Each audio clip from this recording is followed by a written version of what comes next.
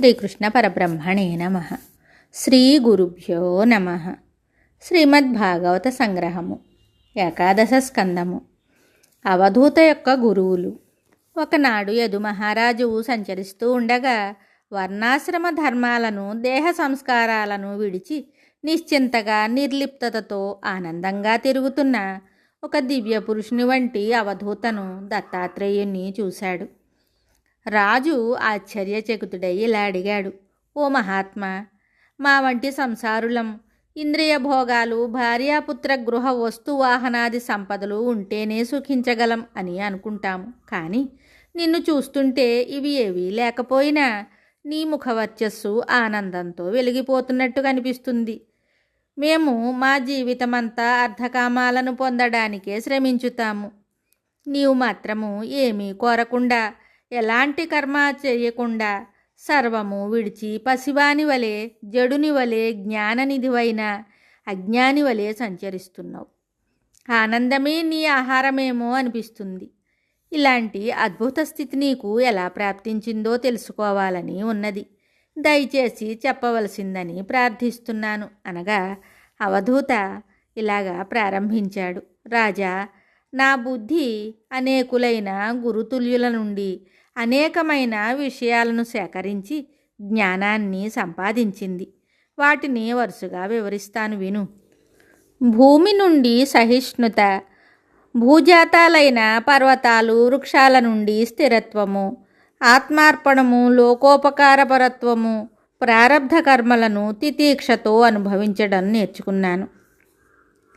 వాయువు ప్రాణవాయువు, బహిర్వాయువు అయి సంచరిస్తుంది. ప్రాణవాయువు శరీరానికి ఎంత అవసరమో అంతే స్వీకరింపబడినట్లు అన్నపానాదులు శరీరానికి ఎంత అవసరమో అంతే తీసుకోవాలని, బహిర్వాయువు సుగంధ దుర్గంధాలను సమభావంతో గ్రహించి తీసుకొని పోవునట్లు శీతోష్ణ సుఖ దుఃఖాలను సమభావంతో గ్రహించాలని నేర్చుకున్నాను. ఆకాశము లోపల బయట అంతటా వ్యాపించి ఉండి దేని చేతను మార్పు చెందకుండా, దేనికి అంటకుండా నిరాకార నిర్గుణమై ఉండునట్లు పరమాత్మ కూడా సర్వవ్యాపి, నిర్వికార, నిరంజన నిర్గుణుడై ఉంటాడని తెలుసుకున్నాను. జలము మాలిన్యాలను పరిశుద్ధిపరిచి పవిత్రీకరించినట్లు మహాత్ములు తమ సంపర్కంలోనికి వచ్చిన వారి యొక్క అజ్ఞాన మలినాన్ని తొలగించి తమ ఉపదేశాలతో వారిని పవిత్రులను చేయాలని తెలుసుకున్నాను.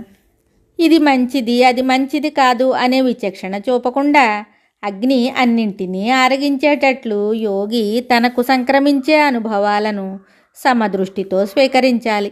అగ్నికి ప్రత్యేకమైన ఆకారం ఏదీ ఉండదు. అది ఏ వస్తువులో ప్రవేశిస్తుందో దాని ఆకారాన్నే వహిస్తుంది. అలాగే ఆత్మకు ఆకారం ఉండదు. అది జీవునిగా ఏ శరీరాన్ని ధరిస్తుందో ఆ ఆకారమే దానిది అనిపిస్తుంది. అగ్ని నుండి ఈ సత్యాన్ని తెలుసుకున్నాను. చంద్రుని యొక్క కళలు తరుగుట పెరుగుట లాగానే శరీరం పెరగటం క్షీణించటం జరుగుతుందని తెలుసుకున్నాను. సూర్యుడు లోకాలకు వెలుగు, వేడి ఇస్తాడు. నీటి నుండి ఆవిరిని తీసుకొని వర్ష రూపంలో లోకాలకు ప్రసాదిస్తాడు. ఇంతగా లోక కళ్యాణం చేస్తున్న కర్తృత్వ భావం లేనివాడై ఉంటాడు. అలాగే యోగి లోక కళ్యాణ కర్మలు చేస్తూ ఉండాలని తెలుసుకున్నాను. సూర్యుడు తన వెలుగులో జరుగుతున్న సకల కర్మలకు సాక్షిభూతుడై ఉండి ఆ కర్మఫలాలకు బాధ్యుడు కానట్లు ఆత్మ ఉపాధిచే చేయబడిన కర్మల పాపపుణ్యాలచే అంటబడదని గ్రహించాను. ఒకే సూర్యుడు అనేక పాత్రలలోనున్న నీటిలో అనేక సూర్యులుగా ప్రతిబింబిస్తున్నట్లు ఒకే పరమాత్మ వేర్వేరు ఉపాధులలో అనేక ఆత్మలై ఉన్నట్లు భ్రమను కల్పిస్తుందని తెలుసుకున్నాను. ఒక పావురము ఒక చెట్టుపై ఒక గూడు కట్టుకొని ఒక ఆడుపావురాన్ని జత చేసుకుంది. ఆ రెండు పక్షులు అన్యోన్యంగా ఉంటూ విడివడకుండా జీవించసాగాయి. కొన్నాళ్లకు గుడ్లు పెట్టి పొదిగి పిల్లల్ని చేసుకున్నాయి. ఆ పిల్లల గురించి ఆహారం కోసం అవి రోజంతా శ్రమించి ఆహారం తెచ్చి వాటిని పోషించి పెద్ద చేశాయి. పక్షి పిల్లలు చెట్టు క్రిందకి వచ్చి ఆడుకుంటూ ఒక బోయవాని వలలో చిక్కుకున్నాయి. పిల్లల్ని విడిపించబోయి తల్లిపక్షి కూడా వలలో చిక్కుకుంది.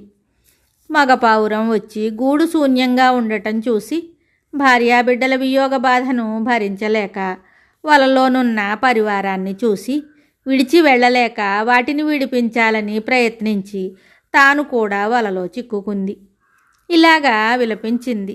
ఓహో, పుట్టినప్పటి నుంచి స్వేచ్ఛావిహారినై ఉన్న నేను స్త్రీ వ్యామోహంలో పడి ఈ వలలో చిక్కుకున్నాను. ఇప్పుడు నన్ను రక్షించేదెవరు అని. ఈ పావురం నుండి నేను నేర్చుకున్నది ఏమిటంటే, మానవుడు భార్య గృహపుత్రాదుల యందు మమకారాన్ని పెంచుకొని సంసారపు వలలో చిక్కుకుని తన జీవిత లక్ష్యమైన మోక్ష సాధనను విస్మరిస్తాడు. అలా చెయ్యరాదని తెలుసుకున్నాను.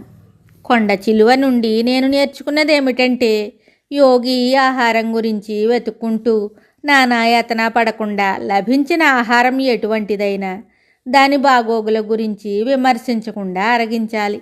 ఆహారం లభించకపోతే సహనంతో నిరాహారంగా ఉండిపోవాలి. సముద్రము గంభీరంగాను సముద్ర గర్భంలో నిశ్చలంగాను ఉంటుంది. అలాగే యోగి గంభీరుడై నిశ్చల మనస్కుడై ప్రశాంత చిత్తుడై ఉండాలి. నదుల నుండి ఎంత నీరు వచ్చినా సముద్రం పొంగి పొరలదు. నదులు ఎండిపోయినా సముద్రం శుష్కించిపోదు. అలాగే మోదఖేదాలలో యోగి సమవర్తనుడై ఉండాలి. నదీ ప్రవాహాల వల్ల పొంగి పొరలని సముద్రంలాగా పైనుండి దండెత్తే ఇంద్రియ విషయాలకు యోగి పొంగడు, చెలించడు. మిడుత దీపపు కాంతి యొక్క ఆకర్షణకు పరవశించిపోయి నశించినట్లు మానవుడు సుందర రూపాల యొక్క ఆకర్షణలో పడి నశించుతాడని తెలుసుకున్నాను.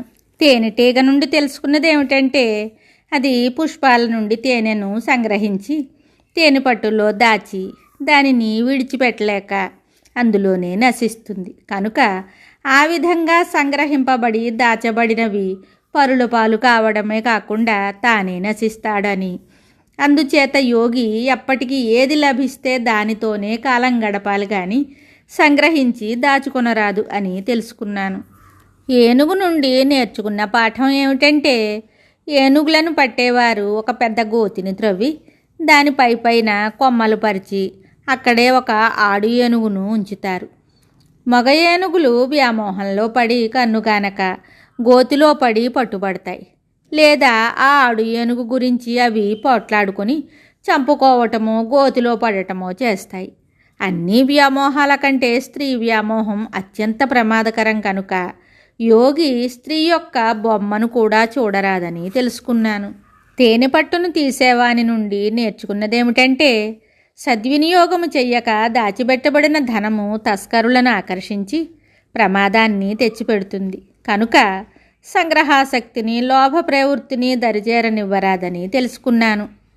లేడి నేర్పిన పాఠం ఏమిటంటే, అడవిలో స్వేచ్ఛగా విహరించే లేడి వేటగాని వాద్యాలకు పరవశించిపోయి పట్టుబడినట్లుగా యోగి ముఖ్యముగా స్త్రీలు ప్రదర్శించే నృత్యగానాలచే ఆకర్షింపబడరాదని, మహాయోగి అయిన ఋష్యశృంగుడే స్త్రీల యొక్క నృత్యగానాధికములైన ఆటపాటలకు పరవశుడై తండ్రిని విడిచి వాళ్లతో దూర ప్రదేశానికి వెళ్ళిపోయాడు కదా.